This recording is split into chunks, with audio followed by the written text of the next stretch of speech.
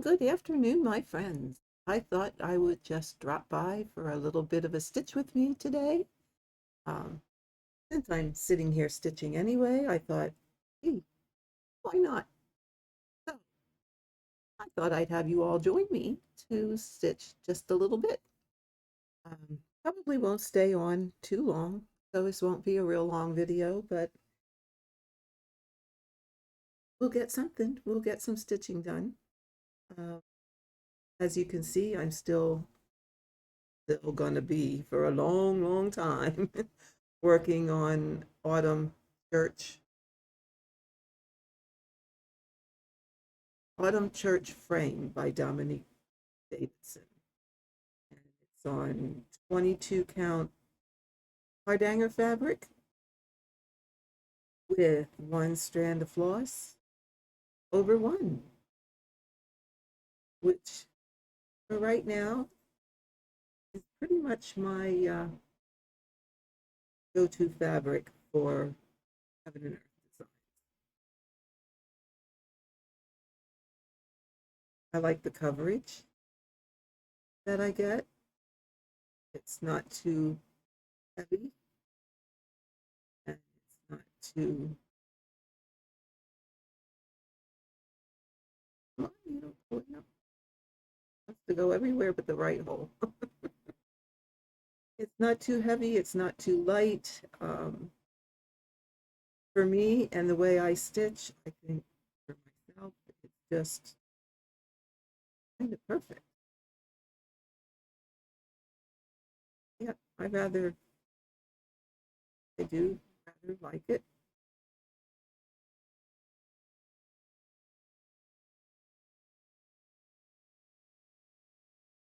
So since 25 count I mean, I can see 25 count again since my new glasses, but it is probably not a count that I want to do a big project on anymore. I mean, I'm okay as long as my eyes don't get too tired. But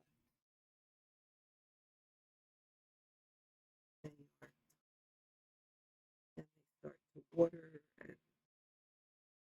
burn a little bit, and it's just not the most funnest thing in the world. So I'm kind of hanging with 22 and 20 count fabrics for now.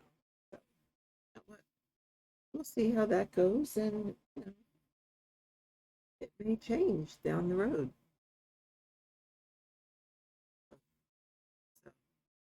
So, don't look at my awful color, my awful painted nails today. Yeah, they're red and it's chipping off. And we were down with the grandkids on Friday. And little Emmy decided that Nana needed her fingernails. So she had bought out of her money when they were at Target. She bought red nail polish. She knew Nana liked red, and she knew Nana was coming to visit on Friday. So Nana, of course, had to get her nails.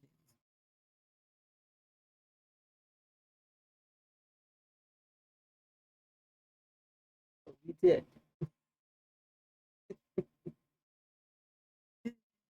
Yeah. Funny part of that was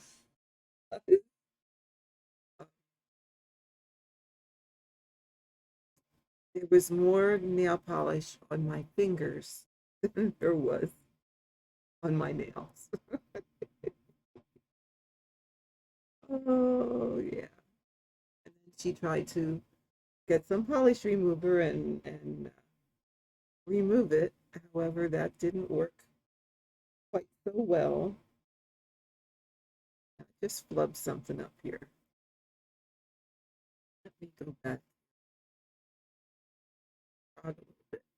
But that didn't work quite so well. So now I didn't, I was going to come home and take it off. It was really my intention. However, Nana is going back down to them tomorrow because the kids are going to have what we call a Nana Day. And I've been promising them a Nana Day for quite some time. And well, with things that were going on this summer and them being away and all kinds of fun stuff, we didn't get our Nana Day as scheduled. So tomorrow is going to be the day with Nana.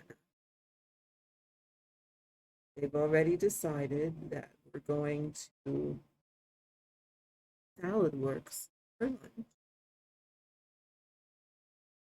Well, my daughter has to work. She's a school teacher and he's back at school tomorrow. Is the first, well, actually, she isn't actually teaching in the classroom anymore. She is, not exactly sure what her title is. It's resource, tech, IT resources, or I'm not exactly sure, but she's not in the classroom and she does a lot on the computer and she does a lot of education of the teachers and helping them how to with doing certain things. And like I said, I'm not sure about all of it. I just know that that's kind of what she does, and isn't in the classroom, but she does substitute. Uh, well, in order to keep her full time benefits, because she's part time, which is absolutely wonderful for her. But in order to keep her benefits, she uh, has to substitute a certain number of days. So Nana is going down to be with the kids. Now, they could probably be by themselves because dad's upstairs. He works from home and he's upstairs. But we decided we needed to have the Nana Day.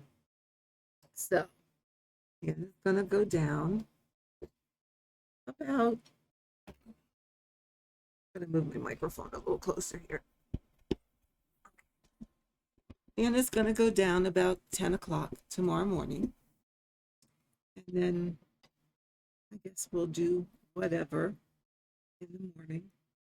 And then, like I said, they decided they want to go to Salad Works for lunch. So we'll decide, do we want to go there and eat, or do we want to order and bring it home to eat? And then, forget what time it starts, but I have it written down. Then we're going to go to the movie and spend the afternoon at the movie, which was their choice. And they picked out what movie they want to see, and I think it's not it's a kids movie, something pets, or I can't remember the name of it. I don't know. I just know Nana's taking them. So it'll be a fun day with the kiddos, and we'll in between do our thing. We have games that we do, or puzzles, or I don't know, all kinds of stuff. They'll think of something. It means usually the I will entertain you, Nana, and you need to watch me do my gymnastics. Yeah. And they kind of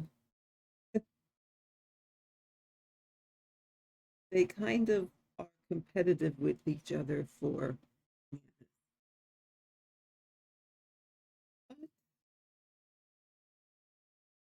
That's okay. They're at that age.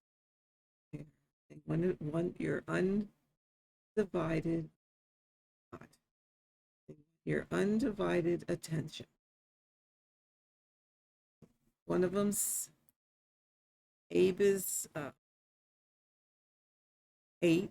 He's going to be 9 right before Christmas. And Emmy is 7. He's going to be 8. So yeah, they're close together in age, and they are very competitive about who gets Nana's attention. And it's not that they want to share Nana; they want Nana's undivided attention. So Nana usually has to say, "Okay, for this amount of time, and we'll do something with Abe. This amount of time, Nana will do something with Emmy." And then, of course, it's, well, who's going to be first? You did something with Emmy first, last. Or it would be the opposite. You did something with Abe first, last. It's my turn to be first. Oh, they can think of things too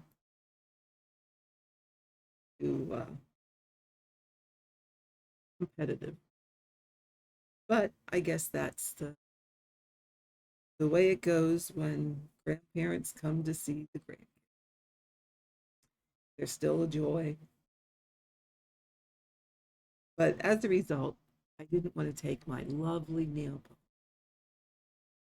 even though it's starting to look pretty terrible, because she wanted to know that I left it on. So I came back to visit again for Nana Day. Oh, the kids. Oh, the kids. What can you say?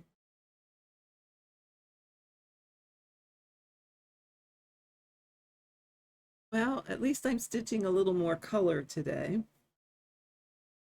Last time we stitched, I was stitching on white. And I do have to say,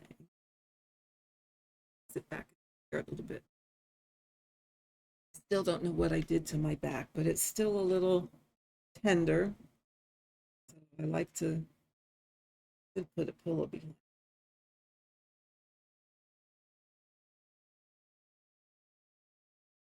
Sometimes it doesn't take much, but I have no idea what I did. I just woke up one morning with such a stiff back I could. Oh,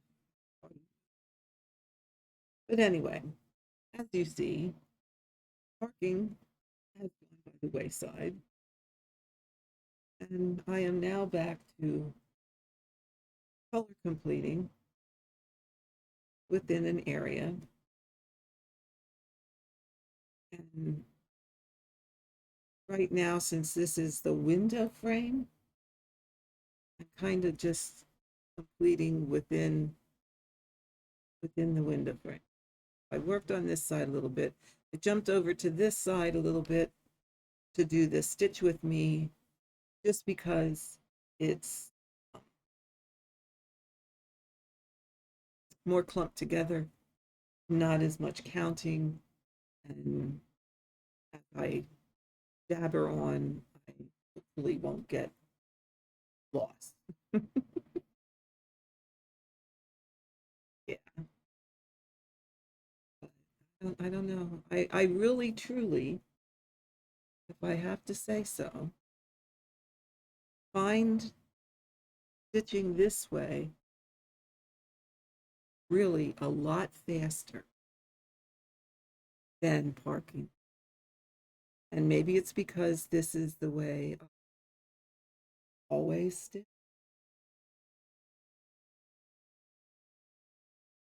I mean, this is how I stitched when I first taught myself. It didn't matter how many color changes there were or whatever. It was, I picked a color and went with it, and just the way it was.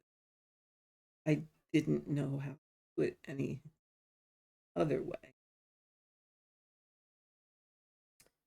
So it's probably the method I'm most comfortable with. And in all honesty, people may disagree, but in all honesty, I stitch faster by not by just doing I'm doing here, moving my hand up and down and up and down. Yep, probably what contributed to some of my shoulder issues. But still, this is the way that I can stitch or accomplish by stitching. And again, this is the way I taught myself and what I had done for many, many. I do like the stand because I don't have to hold the Q snap or the hoop. That just gets a little bit more cumbersome. And it gives me the ability to keep my left hand underneath so that I can feel what the thread is doing. And another little trick to help to keep your thread from knotting. If you use, if you're stitching two-handed, or you're stitching that you're holding a hoop or your fingers are at the back of your, if you use your fingers and when you pull the thread to the back side, if you hold on to that thread on the back side and then just let it ease through your fingers as you're pulling the thread to the front, you're preventing it from knotting on it. So once I go down through the fabric, now my fingers kind of lay the thread up against, I towards me and lay it against the fabric so that when I come up, I'm only really letting go of it when it's wrapping around my finger. And ready, it's that last little bit that needs to go through your fabric to the front. So that's another way of preventing knots. Now, is it going to prevent them all? No, it's not going to prevent them all. There's no sure cure for not getting knots. But there are things that you can do to minimize. That's one, holding the thread back a little bit until it's ready to come to the front, or dampening your thread with run it over a damp sponge or a damp paper towel. Talked about that.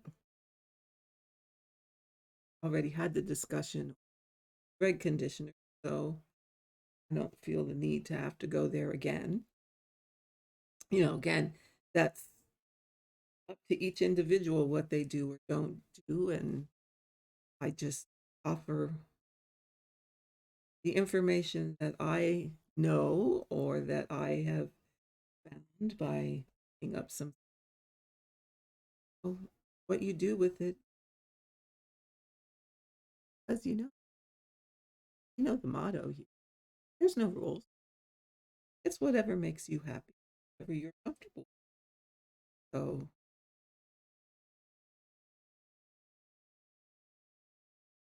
it's up to you. It's up to you. I make decisions about what I stitch or how I stitch or what I use in my stitch based on what I feel is right for me. So, and there's no, this is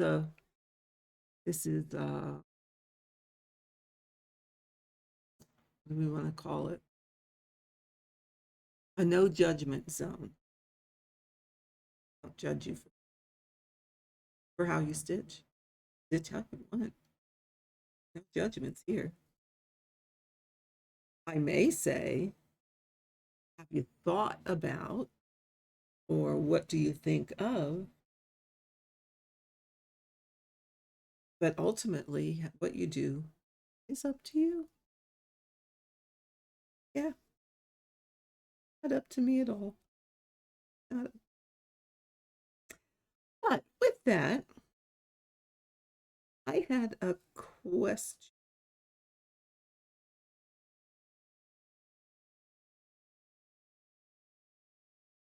Someone asked me, well, the first question I had was, I did that little demo on stitching over one so that your thread doesn't slip.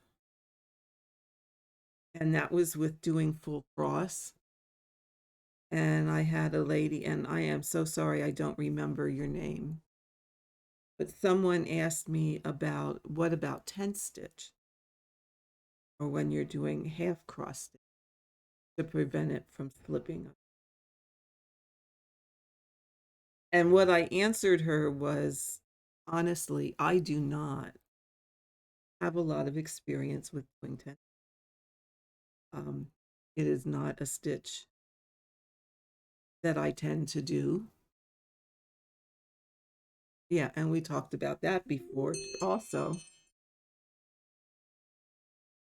Oh, sorry guys, I got to turn the alarm off on my phone. That's to remind my husband that the race is on. There we go. Sorry about that. Oh, now it comes again. There we go. Sorry about that. But he already has it on. Oh, but anyway, I don't have a lot of experience with tent stitch. I don't normally do tent stitch. I've played around with it, but I just couldn't make it work for me. So have I don't have much knowledge in that area. You know, and if I don't know something, I'll tell you that. I'm not going to try and make something up just to it sounds good. No, we ain't going there. But I did say to this woman, and again, I apologize because I honestly can't remember your name. I did say to her, if I were to do 10 stitch to prevent it from slipping, I would do it like a continental stitch. Like I would come up, I would start on the right hand side of my fabric, and I'm going to show you here and I'll out then. I would come up in the bottom left, I would go down in the top right, and then I would work towards the left. So the next stitch I would come up in the bottom left, go down in the top right, and do that across my row. Then your threads aren't going to slip, and you'll get that long stitch on the back. Now the question then becomes, well, what do I do? Do I always have to start from the right, or can I go from then left to? You can do either or. If you're going to go left to right, then you have two options. Some people do what they call a modified stitch, so that the one direction they're doing it as a continental, like I just showed you, and the other direction, when they come back, they're doing a regular half stitch. You could do that. Or I won't guarantee that your thread won't slip by doing it. But again, it's up to you. Or you could come up in the top right and go down in the bottom left. Move to the next stitch going to your right and do the same thing. Top right to the bottom left. So again, that's going to give you the long stitch on the back so that your thread is not going to slip then. So I apologize that this is a little bit hard to see. I probably should have changed, but it looks the same on the front. What you're going to see different, and you get to see my messy back, is on the back, you'll see that you get the long stitches on the back.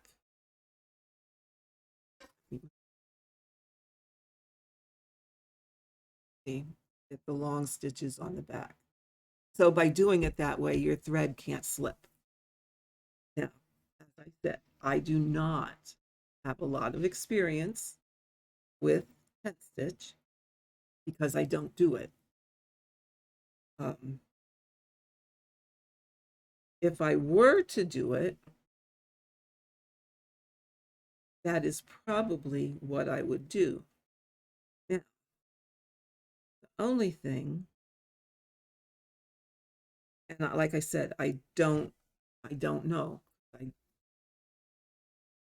not my cup of tea. My one concern would be if you have a lot of color change. If you have a lot of confetti, how does that affect the ability to not get extremely bulky and, be able to get your needle through all that bulk when you're stitching? And especially, it's not too bad if you're in an area like this where it's, that's all basically one color. This right here is all basically all one color. So what's it going to do when you have, in a 10 by 10 square, maybe you have 30, 40 different colors. So how does it affect that? I don't know. I don't know. And, there are other people out there that do tent stitch that can maybe answer that question for you. But for myself to be able to answer that,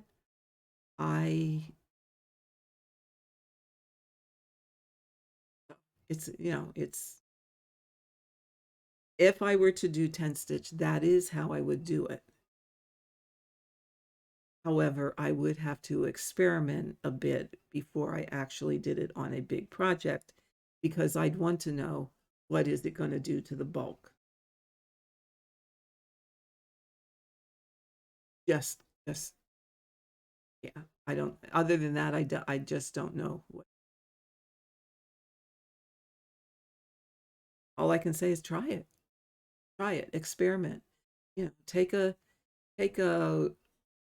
high confetti area of your chart and stitch a 10 by 10 square and try it doing the continental stitch one direction, doing half cross stitch coming back, or try it doing continental in both directions and see what happens. I mean, that's really the only way you're going to be able to tell and decide for yourself because everybody's stitch is a little bit different. Everybody's tension is a little bit different.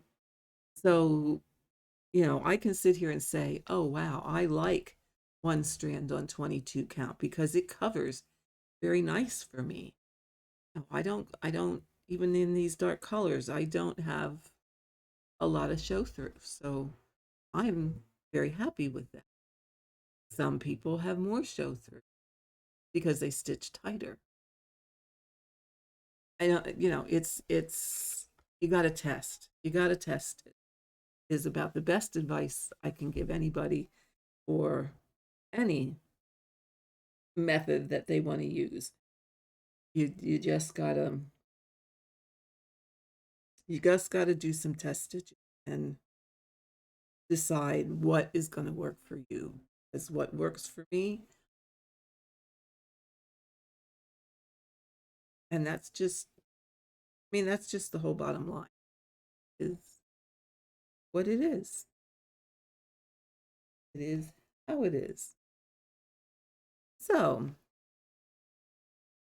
the other question I had, and I'm going to answer it here just because oh, I did not get a chance to answer. Well, I did part a lot of comments, but I didn't necessarily type answers in all the comments. But someone asked me, and thank you for noticing, that there may be ads in the beginning of my videos and there may be ads at the end of my videos, but I do not have ads in the middle of um, the main reason for that is because I find it annoying. I do find it, I'm sorry, I find it annoying. And um, if I don't necessarily like it, I'm not going to do it to other people. And there is a way in um, those of us that create videos have another part of YouTube that's called a creator studio. And in there, we can turn off ads that come in the middle of video if people so choose to do that.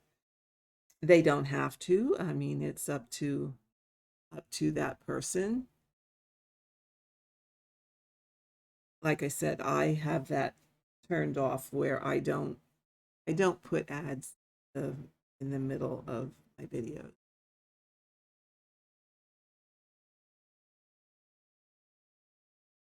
I just don't. But that's why some people have them set up that they get those ads there.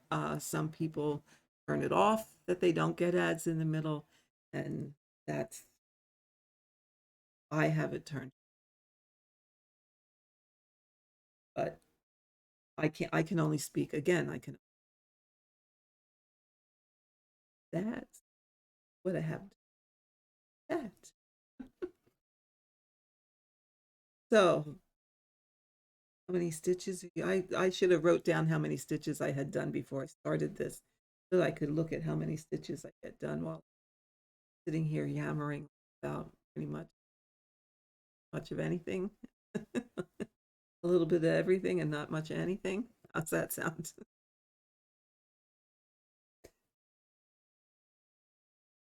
Um,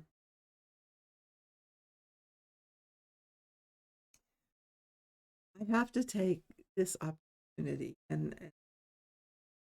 I know she watches. She may not comment, but I know she watches. I just have to give a big shout out and an enormous thank you to Haley, Stitch All the Big Things, for the wonderful, kind things she said on her last floss tube about my. She's part of the group that's finishing my pandemic for me because of the count fabric is something that I have trouble seeing anymore, and she's one of the people is that's working on it. So Hallie, Stitch Big Things with Hallie. You have almost made no, it did. You brought tears. And I can't, first of all, I can't thank you enough for being part of that group that's finishing the piece. I am going to treasure for a very, very, but second of all, I can't thank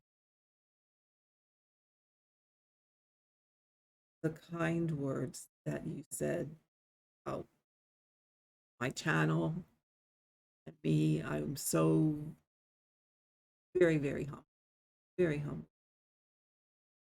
I just wanted you to know that I truly, truly did appreciate.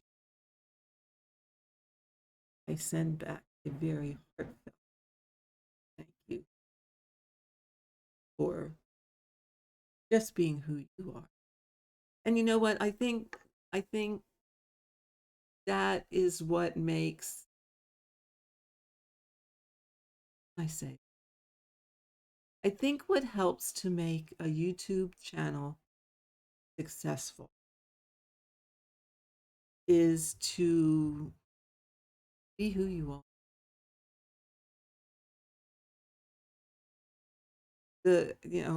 Be real. And like I said, if I don't know something, I'm going to tell you.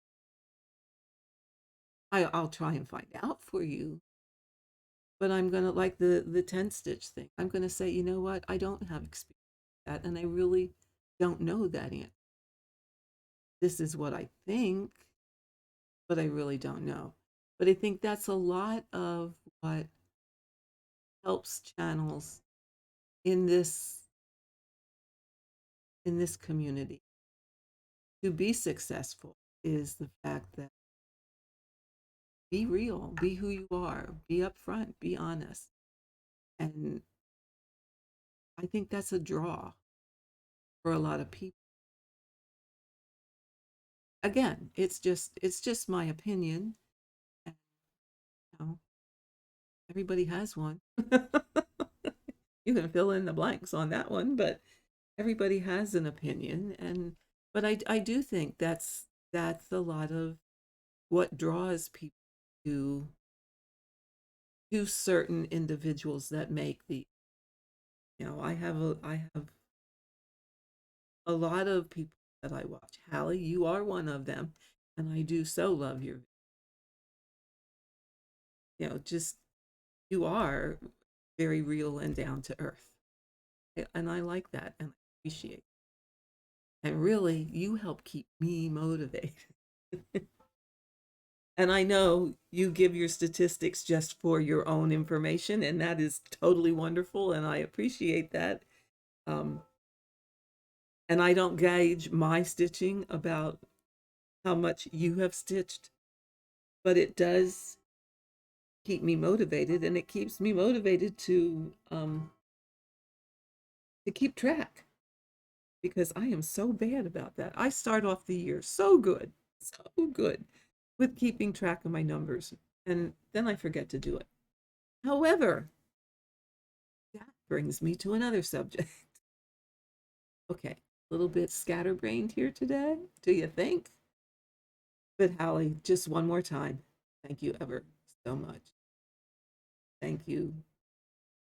Well, pardon me. I've said it enough. Just thank you. Excuse me. Wrong swallow.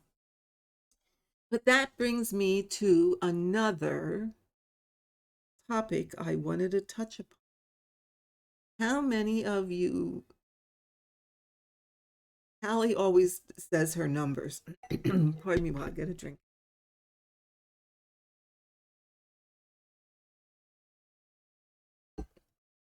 And I'm guessing she probably writes them as a book that she keeps a bit and separates them.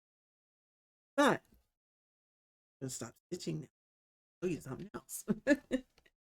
How many of you use Stitch Pal? I'm going to pull it up here. Here's a chart. Let me move this out of the way. Let's put this down here. Let's hope we don't get a light brief.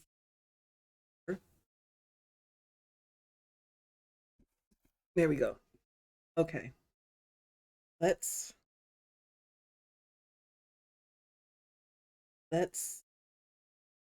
Stitch Pal.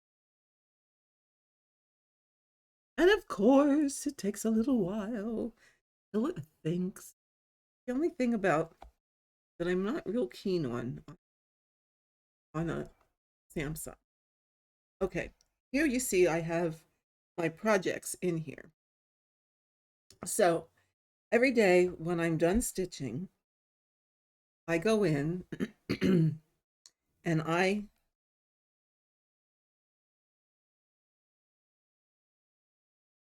oh, no, no, no, no, can't. Okay, there we go. Now maybe you can, okay. I go in,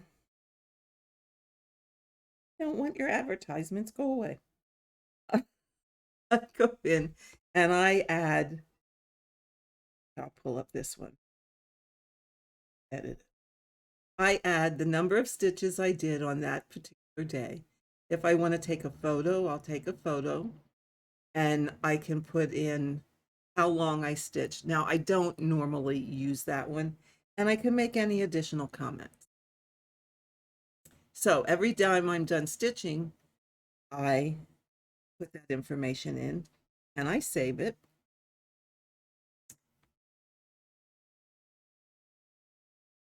And then I can go here and it will tell me that out of the 346,500 stitches, I still have 338,310 to do. And I said that I'd like to have it finished. This is a delusion, folks. I'd like to have it finished by December 31st next year. I'm deluding myself. But that means I have to stitch 392 stitches a day, every day between now and December 31st next year. And it tells me I better get to work. Now, I can, of course, change that date and make it December 31st, 2025, and that will change it. So now I only have to do 275 stitches a day, and I'm right on track to finish it in 2025. So that's there, but I think you all knew that. But what I just discovered after using this for a little bit of time, over here, there's a tab for statistics. And you can get the statistics across all of your projects. And you can set the filter at, this is set at November of 2021 to today's date. And there's 10 patterns selected, but it will tell me I stitched a grand total of 120,000 stitches, 120,957. I averaged 429 stitches a day, 58 stitching days. I didn't realize it was in here. I never really looked at the statistics tab, but this totals up over the total projects that you're working on for whatever time period you select. And I can deselect patterns, like ones I'm not working on anymore. So that way I can take those out because I really haven't worked on them. And it tells me my total stitch count. Now, like Hallie does, it doesn't separate out your full coverage versus your non-full coverage. However, if you go here to select your patterns, you can select your full coverage pieces and get your totals. You can select your non-full coverage pieces and get your totals. And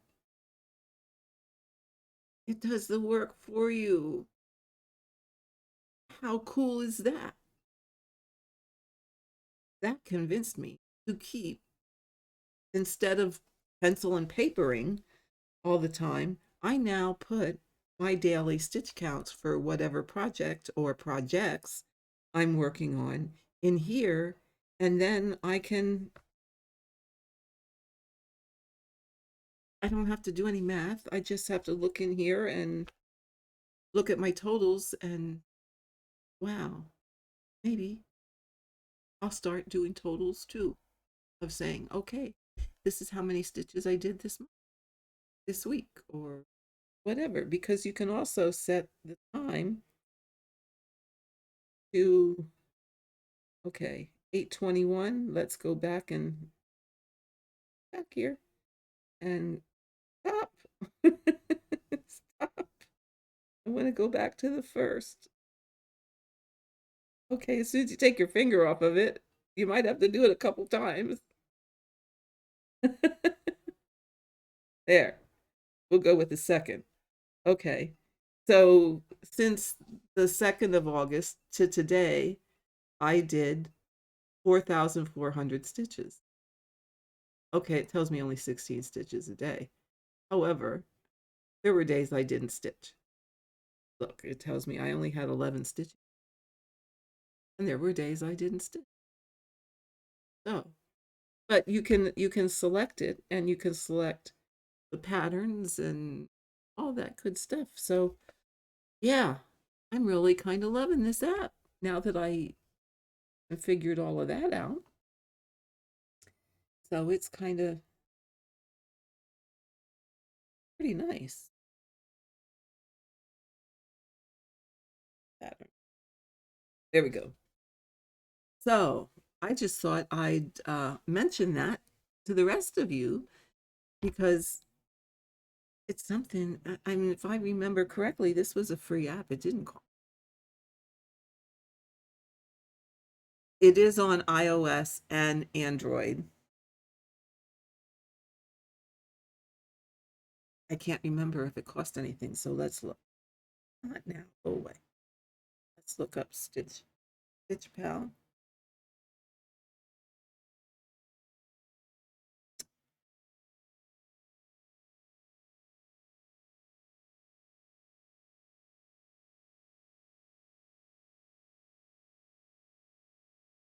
Isn't let's look at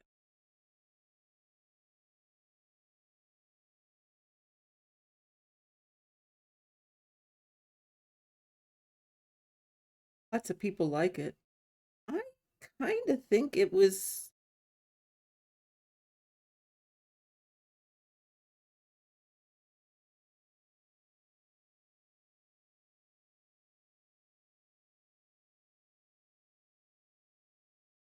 I kind of think it was free.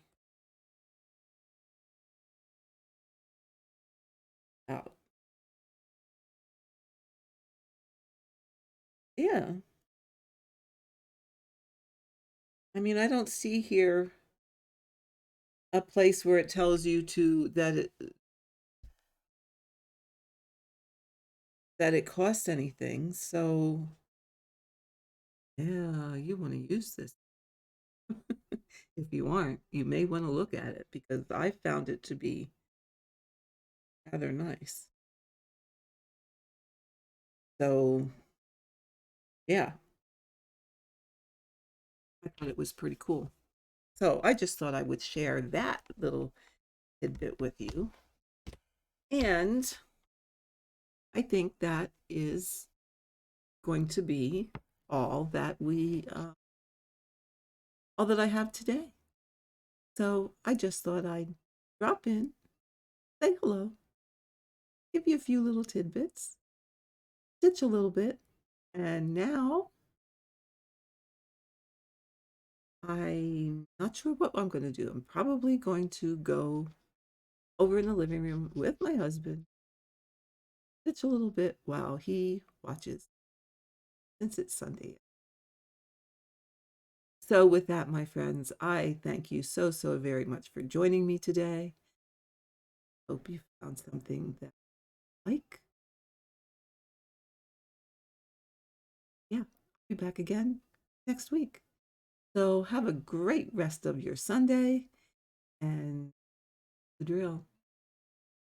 The only rules trusted are the ones you make. Have a great day. I'll see you next time.